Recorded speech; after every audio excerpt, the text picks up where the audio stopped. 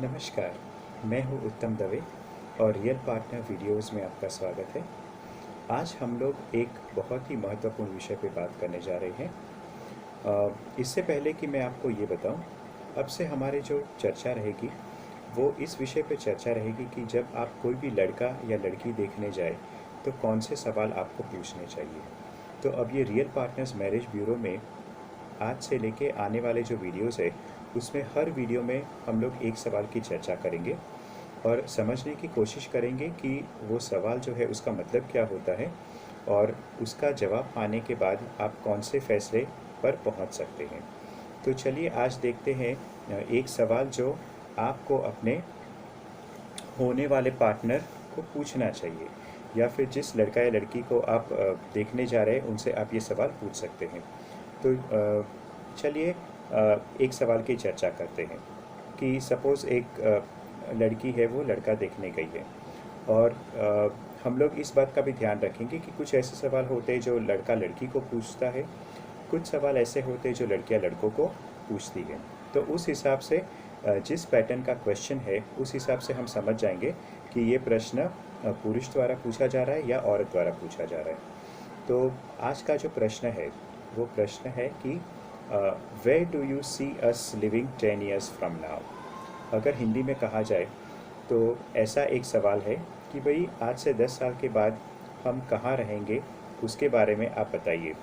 तो सवाल सुन के ही आप समझ गए कि ये सवाल एक औरत है वो आदमी से पूछेगी। तो ये सवाल अगर वो पूछ रही है कि भाई आज से 10 साल के बाद हम लोग कहाँ रहेंगे, तो सबसे पहले तो ये देखने की बात है कि ये सवाल में ये बात आ जाती है कि अगर फाइनेंशियल कंडीशन इम्प्रूव हो रही है तो हो सकता है कि जो अभी छोटे घर में रह रहे उससे बड़े घर में रहे, या सेकंडली इसका ये भी जवाब हो सकता है कि भाई जहाँ है वहीं पे हम लोग रहेंगे, या फिर तीसरा जवाब ये भी हो सकता है कि भाई अभी बहुत बड़ा घर है तो 10 साल के बाद जब 10 साल के बाद जब बच्चे कहीं और चले जाएंगे तो हम लोग छोटे घर में शिफ्ट हो जाएंगे। तो इसका ये भी मतलब हो सकता है। और एक मतलब ये भी निकल सकता है कि 10 साल के बाद भाई मैं अपने मम्मी डैडी के साथ रहूँगा, या फिर अपने रिश्तेदार के पास में रहूँगा, या फिर अपने बड़े भाई या बहन के पास में रहूँगा। तो इसका ये भी मतलब हो सकता है। इसका ये भी मतलब हो सकता है कि 10 साल के बाद आप कहीं दूर छोटे से गांव में जाके बसना चाहते हैं, और हो सकता है कि जो लड़की है वो चाहती है कि 10 साल के बाद एक बड़े शहर में या समुद्र के किनारे में के सामने घर लेके बसा जाए। तो ये बहुत ही ज़रूरी है कि ये सवाल आप ज़रूर लड़के से पूछें कि भाई आज से 10 साल के बाद आपका क्या प्लानिंग है। अगर आपके मन में कुछ और चल रहा है और उनके मन में कुछ और चल रहा है तो समझ लीजिए कि अगर उनको गांव में रहना है और आपको एक बड़े शहर में शिफ्ट होना है तो नेचुरली ये कन्फ्लिक्ट होने वाली है। तो इसलिए ये बहुत ज़रूरी है कि आप ये सवाल अपने होने वाले पार्टनर से ज़रूर पूछें, तो काफ़ी चीज़ें आपको समझ आ जाएगी। हो सकता है कि 10 साल के बाद सपोज़ वो ये कहे कि मुझे इस व्यक्ति के बगल में जाके रहना है, और हो सकता है आपको व्यक्ति वो पसंद नहीं हो तो आप उनके घर के पास अपना घर बसाना नहीं चाहेंगे। तो ये सब प्रॉब्लम्स उस वक्त ना आए, इसलिए आपको ये सवाल का चर्चा करना बहुत ज़रूरी है। तो आज के लिए बस सिर्फ इतना ही।